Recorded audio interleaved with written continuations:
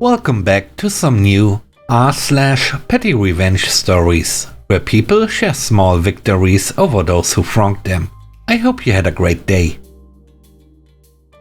The first story is called Petty Revenge Served. I work as a server in a diner, downtown in a large city. It's small and cheap, but I like it there. Last Saturday, I served a mom and her son, like about 15 or 16. Looks like a typical spoiled rich kid look and behavior. He orders a large soda for himself and dismissively waves me away with his hand without a thank you. Mom totally ignores this. Rude, but never mind. I didn't say or do anything. Throughout the meal, every time he wants something, he clicks his fingers at me and says you, and for me to hurry it up. When I serve his food, he says, "Why did you take so long? Be faster." Literally no manners.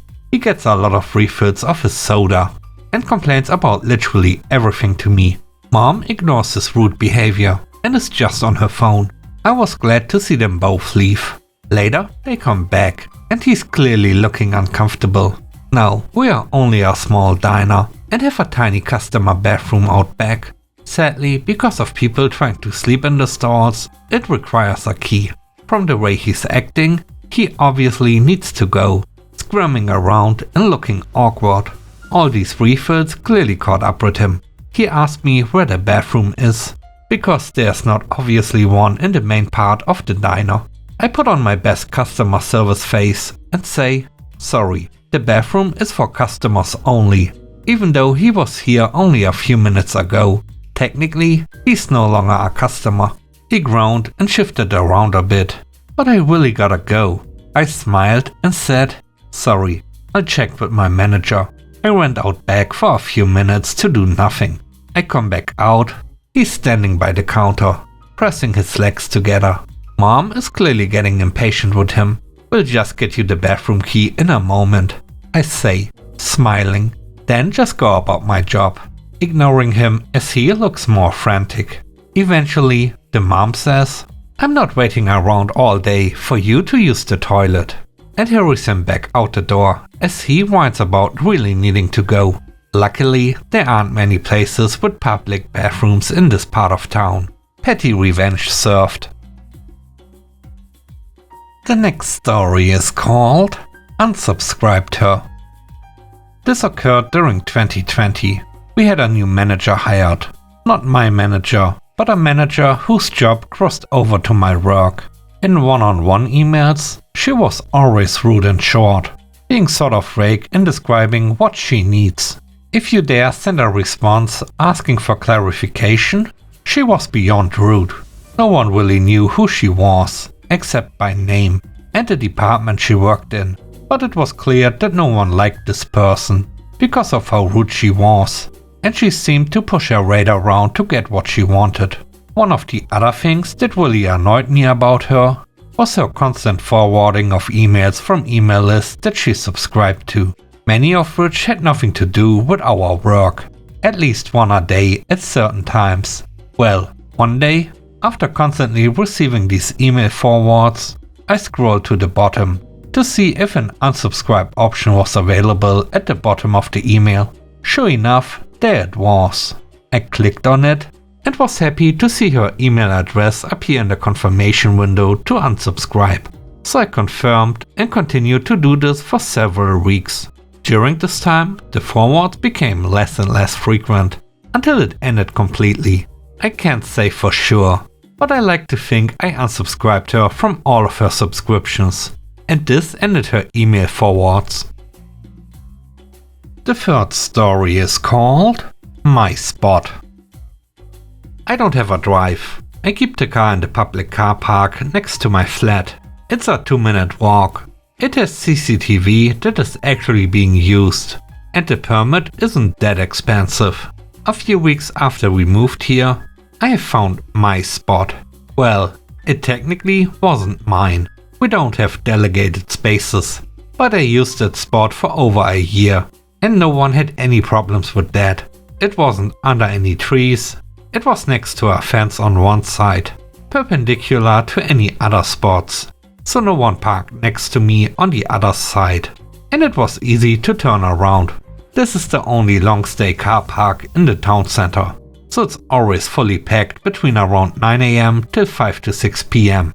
Everyone who works or shops in town uses this one. The spot I called mine was perfect, in a sense that it was relatively far from any other spots, except the two other behind it, and I used to do night shift, so I left the car there from 6:30 AM till 9 PM, and this spot kept my car scratch and dent free for over a year, except one time, as one idiot reversed into my car, as workers and shoppers came and go. So all in all, it was perfect for me. A year or so later, I have found my spot.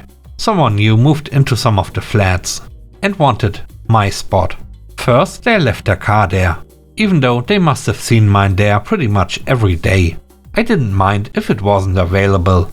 I parked on another spot, but if it was empty when I got home in the morning, I used it as much as I could. When leaving their car there every now and then didn't work, they pulled their wheelie bins next to my car. It was strange, but I just put the bins back next to our wall. Next day, the bins were there again. I put them back again. Third day, bins there again. So I wrote them a polite letter and dropped it into their letterbox. The flat number was on the top of the bins, and asked them not to put their bins next to my car, because if it's gonna be windy and the bins scratch my car, they might be liable for the damages. Fourth day, the bins were there again. So I wrote another letter, pointed out that their flat number is on the top of the bins, so it's not a rocket science to figure out who they belong to, and asked them again not to put their bins next to my car. I also pointed out that the CCTV in the middle of the car park is actually functional, and I can ask the council to find out who and when puts the bins next to my car, and they might be liable for criminal damages. And since they blocked my car into a spot in a public car park, they also might be liable for causing an obstruction to the public highway, which, again, is a criminal offense.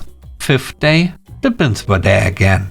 At this point, I was sure that they either don't speak the language and don't understand my letters, or they just generally don't care about them. So I was moving their bins back next to the wall every day, until bin collection day. It was 4 black wheelie bins, for 2 flats.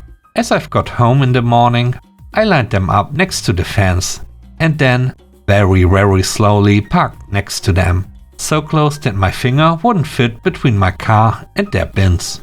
And since I got to the car park at 6:30 AM, and the bin lorry usually came around at 7 AM, I popped into a Greg's, bought a coffee, sat back into my car, and waited for the collectors. When they arrived, they looked very confused and asked me why I blocked the bins in, so I quickly explained the whole story. They told me that the rule is, if they can't reach a bin, they won't come back to empty it. And since my car is unfortunately blocking all 4 of those bins, they can't. They gave me 4 texts that said they were unable to reach the bins, to put on them once I'm done having fun, and they'll come back in 2 weeks to empty it. So that's what I've done. Once the bin lorry left, I put the tags on the bins and went home to sleep. Their bins, filled to the brim, were there for the rest of the day, until I left at 9 PM. But miraculously, they weren't there the next morning when I got home. For the next 2 weeks, they tried to fill them as much as it was possible, but they've had to resort to bin bags, which the bin lorry did not collect next time they came around. Just left a note on the bins that they can only collect what's in the bins. But as an extra, they put all the bin bags in the wheelies for giggles. It took them a whole month to work down their rubbish, because the bins were always full, but I've never had to move them again. The last story is called The French. Along the west coast of Ireland, I was with a group camping/biking trip of about a dozen people. One insecure French guy kept blathering on about how France best, France this, France that. Well, in France, blah blah blah blah blah blah blah. So during a stop in a small town, I bought a baguette and stashed it in my bags. At that night's dinner, I ripped it out and started eating it, corn on the cob style. "What are you doing?" "Huh?" The other people at the picnic table looked either confused or amused. So I took a few more horizontal nibbles and then passed the doochie to my left, to Linda, who had expressed annoyance about Frenchie earlier. Without skipping a beat, she nibbled off a row of crust and then passed it to her left. This continued for another 3 people, and just before Frenchie's turn, he stood up and walked away, muttering something in French. As Frenchie walked away, in the thickest of Boston accents, my friend Mike said, "Screw that guy." Thanks for watching the video. I hope you enjoyed it. If you did, please don't forget to leave a like, comment and subscribe. And if you have time, watch another one of my videos. And now, I hope you have a great day. See you soon. Bye bye.